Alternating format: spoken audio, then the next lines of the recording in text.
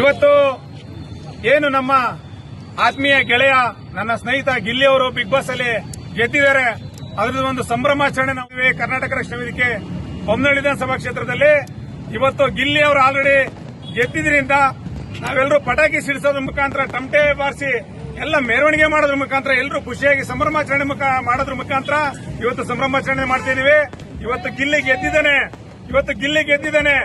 ಎಲ್ಲರೂ ಇವತ್ತು ಹೇಳ್ತಿದೀವಿ, ಎಲ್ಲರಿಗೂ ಒಂದು ಬಡವರ ಮಕ್ಕಳು, ಒಂದು ಹಳ್ಳಿಯ ರೈತರ ಮಕ್ಕಳು, ಒಂದು ಕೂಲಿ ಕಾರ್ಮಿಕರ ಮಕ್ಕಳು ಇವತ್ತು ಜಯ ಸಿಕ್ಕಿದೆ.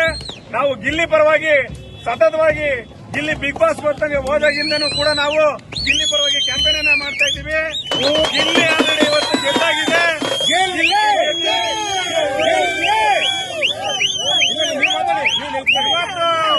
ಗಿಲ್ಲಿ ಗೆದ್ದಿದ್ರಿಂದ ನಾವೆಲ್ಲರೂ ಸಂಭ್ರಮಾಚರಣೆಯಲ್ಲಿ ತೊಡಗಿದ್ದೀವಿ. ಗಿಲ್ಲಿಗೆ ಒಳ್ಳೇದಾಗ್ಲಿ ನನ್ನ ಆತ್ಮೀಯ ಗೆಳೆಯ, ನೀನ್ ಗೆದ್ದು ಬಂದಿದ್ರಿಂದ ಇವತ್ತು ಇಡೀ ಕರ್ನಾಟಕ ಸಂಭ್ರಮಿಸ್ತಾ ಇದೆ, ಇಡೀ ಕರ್ನಾಟಕ ಖುಷಿ ಪಡ್ತಾ ಇದೆ. ಹಾಗಾಗಿ ಗಿಲ್ಲಿಗೆ ಶುಭಾಶಯಗಳನ್ನು ಕೋರೋದ್ರ ಮುಖಾಂತರ ಮುಂದಿನ ದಿನಗಳಲ್ಲಿ ಇವತ್ತು ಕರ್ನಾಟಕ ರಕ್ಷಣಾ ವೇದಿಕೆ ಪ್ರವೀಣ್ ಕುಮಾರ್ ಶೆಟ್ಟಿ ಬಣ ಯಾವತ್ತೂ ಕೂಡ ಗಿಲ್ಲಿ ಪರವಾಗಿ ನಿಲ್ಲುತ್ತೆ. ನನ್ನೆ ಮನೆಯಿಂದನೂ ಕೂಡ ನೀವು ನೋಡ್ತಾ ಇದ್ದೀರಾ, ಕರ್ನಾಟಕ ರಕ್ಷಣಾ ವೇದಿಕೆ ಪ್ರವೀಣ್ ಕುಮಾರ್ ಶೆಟ್ಟಿ ಬಣ ಗಿಲ್ಲಿ ಪರವಾಗಿ ನಿಂತಿದೆ.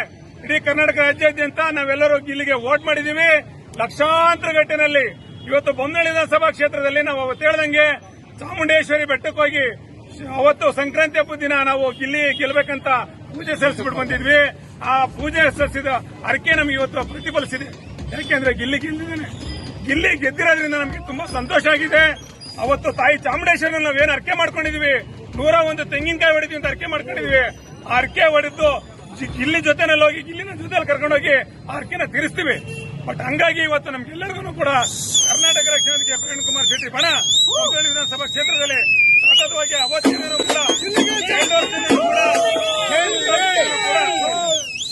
ಗಿಲ್ಲಿ ಪರವಾಗಿದೆ.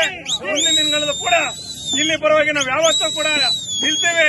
ನನ್ನ ಆತ್ಮೀಯ ಗೆಳೆಯ ಗಿಲ್ಲಿ ಗೆದ್ದು ಬಂದಾಗಿದೆ. ಅವ್ನು ಗೆದ್ದಿದ್ದು ನಮ್ಗೆಲ್ಲರಿಗೂ ತುಂಬಾ ಸಂತೋಷ ಆಗಿದೆ. ಈ ಸಂಭ್ರಮಾಚರಣೆ ಇವತ್ತು ಇನ್ನ ರಾತ್ರಿ ಮಧ್ಯರಾತ್ರಿವರೆಗೂ ನಡೆಯುತ್ತೆ. ಬೊಮ್ಮನಹಳ್ಳಿ ವಿಧಾನಸಭಾ ಕ್ಷೇತ್ರದಲ್ಲಿ ನಾವು ಮಾಡ್ತೀವಿ.